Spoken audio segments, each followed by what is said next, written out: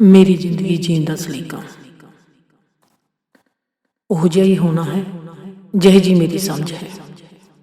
ਜ਼ਿੰਦਗੀ ਦੇ ਵਿੱਚ ਮੈਂ ਦੇਖਿਆ ਮੇਰਾ ਜੋ ਵੀ ਆਲੇ ਦੁਆਲੇ ਦਾ ਚੁਗਿਰਦਾ ਵਾ ਉਸ ਦੇ ਵਿੱਚ ਸਭ ਤੋਂ ਜ਼ਿਆਦਾ ਖੁਸ਼ ਖੁੱਲ੍ਹ ਦਿਲੀ ਨਾਲ ਜੀਣ ਵਾਲਾ ਇਨਸਾਨ ਮੈਂ ਹੀ ਹਾਂ। ਕਮਿਊਨਿਟੀ ਕੋਈ ਵੀ ਹੋਵੇ, ਮੁਲਕ ਕੋਈ ਵੀ ਹੋਵੇ, ਜਾਤ ਕੋਈ ਵੀ ਹੋਵੇ, ਰੰਗ ਕੋਈ ਵੀ ਹੋਵੇ, ਨਸਲ ਕੋਈ ਵੀ ਹੋਵੇ, ਕੌਮ ਕੋਈ ਵੀ ਹੋਵੇ, ਇਸ ਦੇ ਨਾਲ ਜ਼ਿੰਦਗੀ ਨੂੰ ਕੋਈ ਵੀ ਸਰੋਕਾਰ ਨਹੀਂ। ਜ਼ਿੰਦਗੀ ਦਾ ਸਰੋਕਾਰਾ ਸਿਰਫ ਸਮਝ ਦੇ ਨਾਲ। ਜ਼ਿੰਦਗੀ ਦੇ ਵਿੱਚ ਸਮਝਣਾ ਕਿਸ ਚੀਜ਼ ਨੂੰ ਜ਼ਰੂਰੀ ਆ, ਸਮਾਜ ਨੂੰ, ਧਰਮ ਨੂੰ ਜਾਂ ਖੁਦ ਨੂੰ। ਸਭ ਤੋਂ ਜ਼ਰੂਰੀ ਆ ਖੁਦ ਨੂੰ ਸਮਝਣਾ। ਜਦੋਂ ਸਾਨੂੰ ਸਾਡੀ ਸਮਝ ਆ ਜਾਂਦੀ ਆ, ਅਸੀਂ ਆਪਣੇ ਆਪ ਦੇ ਵਿੱਚ ਹੀ ਇੱਕ ਧਾਰਮਿਕ ਕਿਤਾਬ ਬਣ ਜਾਂਦੇ ਹਾਂ।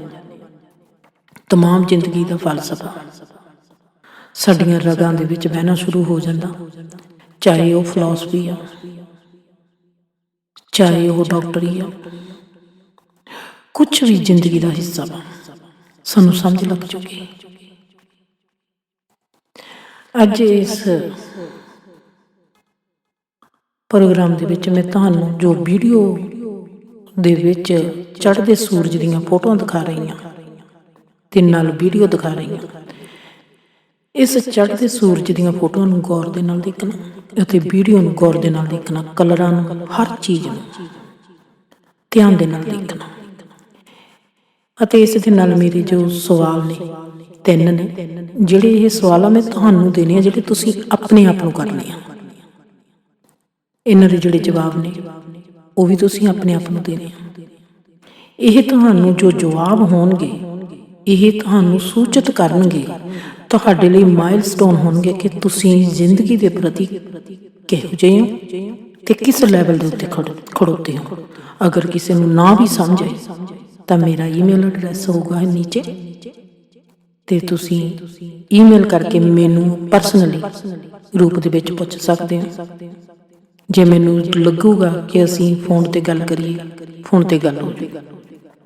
ਜ਼ਿੰਦਗੀ ਦੇ ਛੋਟੇ ਛੋਟੇ ਸਵਾਲ ਹੀ ਸਾਡੀ ਜ਼ਿੰਦਗੀ ਦੇ ਵਿੱਚ ਬਹੁਤ ਹੀ ਅਹਿਮੀਅਤ ਰੱਖਦੇ ਨੇ, ਜੋ ਸਾਨੂੰ ਸਾਡੀ ਜ਼ਿੰਦਗੀ ਦੇ ਬਾਰੇ ਬਹੁਤ ਕੁਝ ਸਮਝਾ ਜਾਂਦੇ ਨੇ। ਜ਼ਿੰਦਗੀ ਨੂੰ ਖੁਸ਼ ਅਤੇ ਸੁਖੀ ਕਰਨ ਦੇ ਲਈ ਬਹੁਤ ਹੀ ਜ਼ਰੂਰੀ ਆ ਸਾਡੀ ਜ਼ਿੰਦਗੀ ਦੇ ਵਿੱਚ ਸਾਡਾ ਹੋਸ਼ਮੰਦ ਰਹਿਣਾ। ਮਤਲਬ ਕਿ ਸਾਡੀ ਸਮਝ ਕਿੱਥੇ ਆ, ਸਾਡੀ ਸਮਝ ਦੀ ਮਿਆਰ ਉਹੀ ਹੀ ਹੋਵੇਗੀ ਜਿੰਨੀ ਸਾਡੇ ਵਿੱਚ ਜਾਗਰੂਕਤਾ ਜਾਗੋ ਕੇ, ਜਿੰਨੀ ਸਾਡੇ ਵਿੱਚ ਹੋਸ਼ਮੰਦੀ ਹੋਵੇਗੀ। ਪਹਿਲਾ ਸਵਾਲ, ਤੁਸੀਂ ਵੀਡੀਓ ਨੂੰ ਦੇਖਦੇ ਹੋ, ਇਸ ਦੇ ਵਿੱਚ ਇੱਕ ਸੁੰਦਰ ਝੀਲ ਨੂੰ ਦੇਖਦੇ ਹੋ। ਸੁੰਦਰ ਝੀਲ ਨੂੰ ਦੇਖ ਕੇ ਤੁਹਾਡੇ ਦਿਲ ਦੇ ਵਿੱਚ ਕਿਹੋ ਜਿਹੀ ਭਾਵਨਾ ਆਉਂਦੀ ਆ? ਉਸ ਨੂੰ ਭੁੱਲਣਾ ਨਹੀਂ, ਉਸ ਨੂੰ ਯਾਦ ਰੱਖਣਾ ਅਤੇ ਅੱਗੇ ਵਧਣਾ। ਜੋ ਵੀ ਤੁਹਾਡੇ ਅੰਦਰ ਭਾਵਨਾ ਆਵੇਗੀ, ਉਸ ਭਾਵਨਾ ਨੂੰ ਬਾਅਦ ਦੇ ਵਿੱਚ ਕੀ ਸਵਾਲ ਕਰਨੇ, ਕਿੰਝ ਦੇਖਣਾ, ਉਹ ਇਸ ਤੋਂ ਅਗਲੀ ਵੀਡੀਓ ਦੇ ਵਿੱਚ ਹੋਊਗਾ।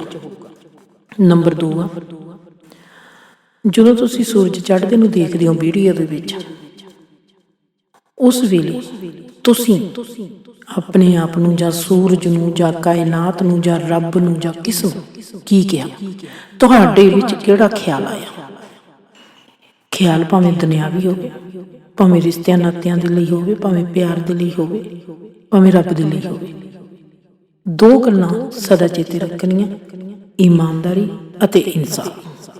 ਇਹ ਤੁਹਾਡੇ ਅਸਲੀ ਗਹਿਣੇ ਹੋਣੇ ਚਾਹੀਦੇ ਨੇ। ਆਪਣੇ ਆਪ ਦੇ ਪ੍ਰਤੀ ਇਮਾਨਦਾਰ, ਆਪਣੇ ਆਪ ਦੇ ਲਈ ਇਨਸਾਫ। ਜੇ ਅਸੀਂ ਆਪਣੇ ਆਪ ਦੇ ਲਈ ਇਨਸਾਫ ਕਰਾਂਗੇ, ਆਪਣੇ ਆਪ ਦੇ ਨਾਲ ਆਪਣੇ ਲਈ ਇਨਸਾਫ ਕਰਾਂਗੇ, ਆਪਣੇ ਪ੍ਰਤੀ ਇਮਾਨਦਾਰੀ ਵਰਤਾਂਗੇ, ਤਾਂ ਅਸੀਂ ਜ਼ਿੰਦਗੀ ਦੇ ਵਿੱਚ ਕਾਮਯਾਬ ਹੋਵਾਂਗੇ। ਤੀਸਰਾ ਸਵਾਲ ਆ, ਜਦੋਂ ਤੁਸੀਂ ਇਸ ਚੜ੍ਹਦੇ ਸੂਰਜ ਦੀ ਸੁੰਦਰਤਾ ਨੂੰ ਦੇਖਿਆ, ਕੀ ਤੁਹਾਡੀ ਜ਼ਿੰਦਗੀ ਦੇ ਵਿੱਚ ਅਜਿਹਾ ਹੀ ਕੋਈ ਸੁੰਦਰ ਕ੍ਰਿਸ਼ਮਾ ਹੋਇਆ ਵਾ, ਕੋਈ ਸੁੰਦਰ ਵਾਰਦਾਤ ਹੋਈ ਆ ਜੋ ਇਸ ਵਕਤ ਚੜ੍ਹਦੇ ਸੂਰਜ ਨੂੰ ਦੇਖ ਕੇ ਤੁਹਾਡੇ ਅੰਦਰ ਬੀਤਿਆ? ਸ਼ਾਂਤੀ, ਖੁਸ਼ੀ ਜਾਂ ਫਾਲਤੂਪਨ, ਕੁਛ ਵੀ ਨੈਗੇਟਿਵ ਜਾਂ ਪੋਜ਼ੀਟਿਵ। ਤੁਸੀਂ ਇਸ ਦੀ ਕੰਪੇਅਰ, ਇਸ ਦੀ ਤੁਲਨਾ ਆਪਣੇ ਕਿਸ ਅਨੁਭਵ ਦੇ ਨਾਲ ਕਰਦੇ ਹੋ? ਇਹ 3 ਸਵਾਲ ਨੇ। ਇਹਨਾਂ 3 ਸਵਾਲਾਂ ਦੇ ਦੁਆਰਾ ਇੱਕ ਸਮਝ ਮਿਲੂਗੀ। ਉਸ ਸਮਝ ਨੂੰ ਸਮਝਣ ਦੇ ਲਈ ਸਾਡੇ ਵਿੱਚ ਇੱਕ ਵਿਚਾਰਸ਼ੀਲਤਾ ਪੈਦਾ ਹੋਵੇਗੀ। ਉਹ ਵਿਚਾਰਸ਼ੀਲਤਾ ਸਾਨੂੰ ਇੱਕ ਚੀਜ਼ ਸਮਝਾਊਗੀ, ਜਿਹੜੀ ਕੁਦਰਤ ਆ। ਇਹ ਕੁਦਰਤੀ ਸਾਨੂੰ ਇੱਕ ਧਰਮਸ਼ਾਲਾ ਮਿਲੀ ਹੋਈ ਆ, ਜਾਂ ਅਸੀਂ ਇਸ ਨੂੰ ਇੰਝ ਕਹੀਏ ਕਿ ਜੋ ਕੁਦਰਤ ਆ, ਇਹ ਕੁਦਰਤੀ ਸਾਡਾ ਗੁਰੂ ਕੁਲ ਆ। ਗੁਰੂ ਤੋਂ ਭਾਵ ਹੁੰਦਾ ਵਾ, ਜਾਂ ਇਸ ਨੂੰ ਕਹੀਏ ਗੁਰ। ਗੁਰ ਉਹ ਹੁੰਦਾ ਵਾ ਜੋ ਸਾਨੂੰ ਕਿਸੇ ਵੀ ਚੀਜ਼ ਦੇ ਨਾਲ ਜੋੜਦਾ ਵਾ। ਜੇ ਸਾਨੂੰ ਗੁਰ ਆ ਜਾਂਦਾ, ਮਤਲਬ ਕਿ ਸਾਡੇ 'ਚ ਇੱਕ ਸਮਝ ਪੈਦਾ ਹੋ ਜਾਂਦੀ ਆ, ਉਸਨੂੰ ਅਸੀਂ ਟਰੈਕ ਵੀ ਕਹਿ ਸਕਦੇ ਹਾਂ। ਸਾਡੇ ਵਿੱਚ ਟਰੈਕ ਅਸੀਂ ਉਸਨੂੰ ਕਹਾਂਗੇ ਮਾਈਂਡ ਦੇ ਲੈਵਲ 'ਤੇ। ਚਲਾਕੀ ਨਹੀਂ, ਸਾਨੂੰ ਇੱਕ ਉਸ ਸਮਝ ਨੂੰ ਅਸੀਂ ਬਿਆਨ ਨਹੀਂ ਕਰ ਸਕਦੇ ਜੋ ਸਾਡੇ ਵਿੱਚ ਆ ਜਾਂਦੀ ਆ। ਉਹ ਸਮਝ ਇੱਕ ਗੁਰ ਹੁੰਦਾ ਵਾ ਕਿ ਅਸੀਂ ਕਿਸ ਤਰ੍ਹਾਂ ਅਣਹੋਣੀ ਗੱਲ ਨੂੰ ਵੀ ਹੋਣੀ ਬਣਾ ਦਈਏ। ਅਸੀਂ ਕਿਸ ਤਰ੍ਹਾਂ ਆਪਣੀ ਨਾ ਸਮਝੀ ਨੂੰ ਵੀ ਸਮਝ ਦੇ ਵਿੱਚ ਬਦਲ ਦਈਏ। ਉਸ ਚੀਜ਼ ਨੂੰ ਗੁਰ ਕਹਿੰਦੇ ਆ।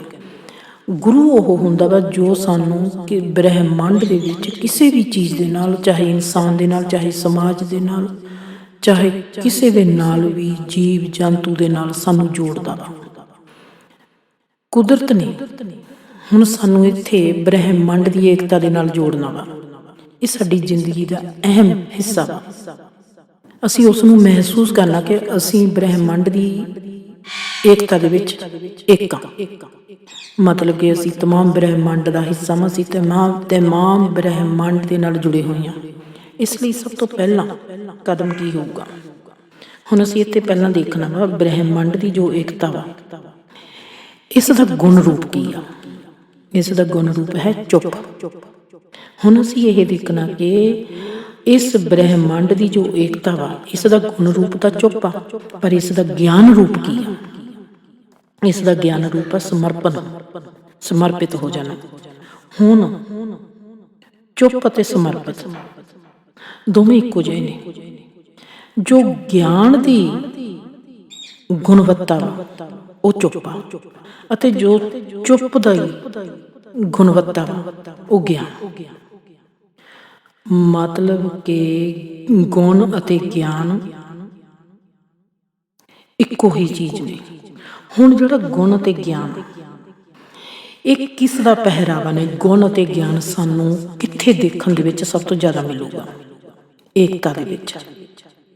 ਹੁਣ ਅੱਜ ਤੱਕ ਅਸੀਂ ਆਪਣੇ ਆਪ ਨੂੰ ਸਵਾਲ ਕਰਦੇ ਹਾਂ, ਫਿਰ ਅੱਜ ਤੱਕ ਅਸੀਂ ਕਿਸ ਚੀਜ਼ ਦੇ ਵਿੱਚ ਏਕਤਾ ਦੇਖੀ ਆ? 2 ਚੀਜ਼ਾਂ ਦੇ ਵਿੱਚ ਮੈਂ ਦੱਸ ਦਿੰਦੀ ਹਾਂ। ਅਸੀਂ ਏਕਤਾ ਦੇਖਦੇ ਹਾਂ ਜਿੱਥੇ ਪਿਆਰ ਹੁੰਦਾ। ਅਸੀਂ ਏਕਤਾ ਦੇਖਦੇ ਹਾਂ ਜਦੋਂ ਬਹੁਤ ਜ਼ਿੰਦਗੀ ਦੇ ਵਿੱਚ ਕਿਤੇ ਬਰਬਾਦੀ ਹੋ ਰਹੀ ਹੁੰਦੀ ਆ। ਉਸ ਵਕਤ ਸਾਡੇ ਵਿੱਚ ਏਕਤਾ ਆ ਜਾਂਦੀ ਆ। ਅਸੀਂ ਨਹੀਂ ਦੇਖਦੇ ਕੋਈ ਕਿਸ ਨਸਲ ਦਾ ਵਾ, ਕੋਈ ਕਿਸ ਕੌਮ ਦਾ ਵਾ, ਕੋਈ ਕਿਸ ਕੌਮ ਧਰਮ ਦਾ ਵਾ, ਕੋਈ ਕਿਸ ਮੁਲਕ ਦਾ ਵਾ। ਸਾਡੇ ਵਿੱਚ ਮਨੁੱਖਤਾ ਨੂੰ ਬਚਾਉਣ ਦੇ ਲਈ ਇੱਕ ਤਾਂਘ ਪੈਦਾ ਹੋ ਜਾਂਦੀ ਹੈ। ਅਸੀਂ ਮਿਲ ਕੇ ਕੰਮ ਕਰਦੇ ਹਾਂ। ਇਹ ਚੀਜ਼ਾਂ ਫਿਰ ਸਾਨੂੰ ਸੋਹਣੀਆਂ ਵੀ ਬਹੁਤ ਲੱਗਦੀਆਂ ਨੇ। ਕਿਉਂ? ਕਿਉਂਕਿ ਏਕਤਾ। ਇਹ ਅਸੀਂ ਏਕਤਾ ਆਮ ਹੀ ਦੇਖਦੇ ਹਾਂ। ਹੁਣ ਏਕਤਾ ਨੂੰ ਦੇਖਣ ਦੇ ਲਈ ਸਾਡੇ ਵਿੱਚ ਇੱਕ ਚੀਜ਼ ਆ, ਇੱਕ ਸਾਡੇ ਵਿੱਚ ਕੁਦਰਤ ਨੇ ਬਖੇਰੀ ਹੋਈ ਆ ਚੀਜ਼, ਜਿਹੜੀ ਕਿ ਸਾਨੂੰ ਦਿਖਾਈ ਦਿੰਦੀ ਆ ਪਰ ਸਾਨੂੰ ਸਮਝ ਨਹੀਂ ਆਉਂਦੀ। ਉਹ 3 ਕਦਮ ਨੇ, ਜਿਸ ਦੇ ਵਿੱਚ ਦੀ ਅਸੀਂ ਏਕਤਾ ਨੂੰ ਸਦਾ ਹੀ ਮਹਿਸੂਸ ਕਰਦੇ ਹਾਂ, ਪਰ ਫਿਰ ਅਸੀਂ ਉਸ ਨੂੰ ਸਮਝ ਨਹੀਂ ਪਾਉਂਦੇ, ਕਿਉਂਕਿ ਅਸੀਂ ਗੌਰ ਦੇ ਨਾਲ ਉਸ ਨੂੰ ਕਦੇ ਮਨਨਸ਼ੀਲ ਨਹੀਂ ਕਰਦੇ। ਅਸੀਂ ਉਸ 'ਤੇ ਵਿਚਾਰਦੇ ਨਹੀਂ। ਪਹਿਲਾ ਨੰਬਰ ਹੈ ਸੁੰਦਰਤਾ। ਜਿੱਥੇ ਵੀ ਅਸੀਂ ਸੁੰਦਰਤਾ ਦੇਖਾਂਗੇ ਸਾਡੇ ਵਿੱਚ ਕੁਝ ਹੋਊਗਾ। ਦੂਸਰਾ ਪਿਆਰ, ਤੀਸਰਾ ਸੰਗੀਤ। ਜਿੱਥੇ ਵੀ ਇਹ 3 ਚੀਜ਼ਾਂ ਹੁੰਦੀਆਂ ਨੇ, ਇਹ ਸਾਨੂੰ ਕਿਉਂ ਕਿਸ ਏਕਤਾ ਦੇ ਨਾਲ ਜੋੜਦੀਆਂ ਨੇ? ਕਿਉਂਕਿ ਇਹਨਾਂ ਦੇ ਵਿੱਚ ਇੱਕ ਤਾਲ ਆ। ਜਿੱਥੇ ਵੀ ਤਾਲ ਹੋਊਗੀ ਉੱਥੇ ਸੁੰਦਰਤਾ ਹੋਊਗੀ। ਮਤਲਬ ਕਿ ਜਿੱਥੇ ਵੀ ਤਰਜ਼ ਹੋਊਗੀ, ਜਿੱਥੇ ਵੀ ਇੱਕ ਰਿਦਮ ਹੋਊਗੀ, ਇੱਕ ਸਾਜ਼ ਵੱਜੂਗਾ, ਜਿੱਥੇ ਇੱਕ ਲੈਅਬੱਧਤਾ ਹੋਊਗੀ, ਜਿੱਥੇ ਵੀ ਜ਼ਿੰਦਗੀ ਦੇ ਵਿੱਚ ਅਸੀਂ ਲੈਅਬੱਧਤਾ ਦੇਖਾਂਗੇ ਉੱਥੇ ਸੁੰਦਰਤਾ ਹੋਊਗੀ, ਉੱਥੇ ਪਿਆਰ ਹੋਊਗਾ, ਅਤੇ ਉੱਥੇ ਸੰਗੀਤ ਹੋਊਗਾ, ਰਿਦਮ। ਤਾਲ। ਜਿਸ ਤਰ੍ਹਾਂ ਆਵਾਜ਼ ਦੀ ਤਾਲ ਨੂੰ ਕਹਿੰਦੇ ਨੇ, ਜਦ ਆਵਾਜ਼ ਦੀ ਤਾਲ ਹੁੰਦੀ ਹੈ ਉਸ ਨੂੰ ਕਹਿੰਦੇ ਆ ਗੁਣਗੁਣਾਉਣਾ। ਤਾਰਾਂ ਦੀ ਤਾਲ ਨੂੰ ਕਹਿੰਦੇ ਨੇ ਸੰਗੀਤ। ਜਿਸ ਤਰ੍ਹਾਂ ਕਿ ਮੈਂਡਲ। ਸ਼ਬਦਾਂ ਦੀ ਤਾਲ ਨੂੰ ਕੀ ਕਹਿੰਦੇ ਆ? ਗੀਤ। ਰੰਗਾਂ ਦੀ ਤਾਲ ਨੂੰ ਕੀ ਕਹਿੰਦੇ ਆ? ਦਿਨ ਤੇ ਰਾਤ। ਕਣ ਦੀ ਤਾਲ ਨੂੰ ਕੀ ਕਹਿੰਦੇ ਆ? ਬ੍ਰਹਿਮੰਡ। ਜਦ ਸਾਨੂੰ ਸੰਗੀਤ ਜਿਸ ਨੂੰ ਅਸੀਂ ਕਹਿੰਦੇ ਹਾਂ ਉਸ ਦੀ ਲੈਅਬੱਧਤਾ ਇੰਨੀ ਪਿਆਰੀ ਲੱਗਦੀ ਆ, ਜਦ ਅਸੀਂ ਜ਼ਿੰਦਗੀ ਦੇ ਉਸ ਮੁਕਾਮ ਦੇ ਉੱਤੇ ਖੜੇ ਹੋਵਾਂਗੇ ਜਿੱਥੇ ਅਸੀਂ ਦੇਖਾਂਗੇ ਕਿ ਕਣ ਇੱਕ ਤਾਲ ਦੇ ਵਿੱਚ, ਇੱਕ ਸੰਗੀਤ ਦੇ ਵਿੱਚ ਆ, ਤੇ ਉੱਥੇ ਕਿਹੋ ਜਿਹੀ ਰਿਦਮ ਵੱਜੂਗੀ ਜਿਸ ਨੂੰ ਕਿਹਾ ਗਿਆ ਵਾ ਓਮ ਅੱਲਾ। ਗੁਰਬਾਣੀ ਦੇ ਵਿੱਚ ਅਨਹਦ ਨਾਦ। ਮਤਲਬ ਕਿ ਜਿਸ ਚੀਜ਼ ਦੇ ਵਿੱਚ ਵੀ ਲੈਅਬੱਧਤਾ ਹੁੰਦੀ ਆ, ਕੋਈ ਵੀ ਚੀਜ਼ ਹੋਵੇ, ਕੋਈ ਵੀ ਹਿੱਸਾ ਹੋਵੇ, ਉੱਥੇ ਸੁੰਦਰਤਾ ਹੋਊਗੀ। ਉਹ ਸੁੰਦਰਤਾ ਇਸੇ ਕਰਕੇ ਆ ਕਿ ਉਹ ਕਿਸੇ ਚੀਜ਼ ਨੂੰ ਇੱਕ ਕਰ ਰਹੀ ਆ। ਮਤਲਬ ਕਿ ਬਹੁਤ ਚੀਜ਼ਾਂ ਨੂੰ ਇੱਕ ਕਰ ਰਹੀ ਆ, ਜੋੜ ਰਹੀ ਆ, ਉਹਨਾਂ ਦੇ ਵਿੱਚ ਏਕਤਾ ਨੂੰ ਲੈ ਕੇ ਆ ਰਹੀ ਆ। ਜ਼ਿੰਦਗੀ ਦੇ ਕਿਸੇ ਵੀ ਹਿੱਸੇ ਦੇ ਵਿੱਚ ਅਸੀਂ ਖੁਸ਼ ਹੋਵਾਂਗੇ, ਸੁਖੀ ਹੋਵਾਂਗੇ, ਕਦੇ ਧਿਆਨ ਦੇ ਨਾਲ ਦੇਖਣਾ। ਅਸੀਂ ਸੁੱਖ ਤੇ ਖੁਸ਼ੀ ਕਦੋਂ ਮਹਿਸੂਸ ਕਰਾਂਗੇ? ਇਹਨਾਂ ਚੀਜ਼ਾਂ ਦੇ ਵੇਲੇ, ਜਿੱਥੇ ਸਾਨੂੰ ਦਿਖਾਈ ਦਊਗੀ ਸ਼ਾਂਤੀ। ਸ਼ਾਂਤੀ ਦੇ ਅਹਿਸਾਸ ਦੇ ਵਿੱਚ ਸ਼ਾਂਤੀ ਕੀ ਆ? ਜਿੱਥੇ ਚੁੱਪ ਚਪੀਤੇ ਬੋਲਾਂ ਦੀ, ਚੁੱਪ ਚਪੀਤੀ ਕੋਈ ਧੁਨ ਵੱਜ ਰਹੀ ਆ, ਜਿਸ ਨੂੰ ਅਸੀਂ ਜਾਣਦੇ ਹਾਂ, ਜਿਸ ਤੋਂ ਅਸੀਂ ਪੈਦਾ ਹੋਏ ਹਾਂ, ਪਰ ਸਾਨੂੰ ਉਸ ਦੀ ਸਮਝ ਨਹੀਂ। ਪਿਆਰ ਕੀ ਹੁੰਦਾ? ਦੋ ਇਨਸਾਨਾਂ ਦੇ ਵਿੱਚ, ਪ੍ਰੇਮੀਆਂ ਦੇ ਵਿੱਚ ਕਹਿ ਦਈਏ, ਜਾਂ ਭਗਤ ਤੇ ਪਰਮਾਤਮਾ ਦੇ ਵਿੱਚ ਕਹਿ ਦਈਏ, ਜਾਂ ਮਾਂ ਬਾਪ ਨਾਲ ਕਹਿ ਦਈਏ, ਰਿਸ਼ਤਿਆਂ ਦੇ ਵਿੱਚ ਕਹਿ ਦਈਏ, ਜਾਂ ਕੁਦਰਤ ਦੇ ਨਾਲ ਕਹੀਏ। ਪਿਆਰ ਕੀ ਆ? ਦੋ ਦਿਲਾਂ ਦੇ ਵਿੱਚ ਕੋਈ ਸਮਾਨਤਾ ਹੋਗੀ, ਕੋਈ ਖੇੜਾ ਵੜ, ਕੋਈ ਮਿਊਜ਼ਿਕ, ਕੋਈ ਰਿਦਮ ਤਿਆਰ ਹੋ ਗਈ। ਉਹਨਾਂ ਦੀ ਸਮਾਨਤਾ ਨੇ, ਸਮਭਾਵ ਨੇ ਉਹਨਾਂ ਨੂੰ ਏਕਾ ਭਾਵ ਦੇ ਵਿੱਚ ਲਿਆਂਦਾ।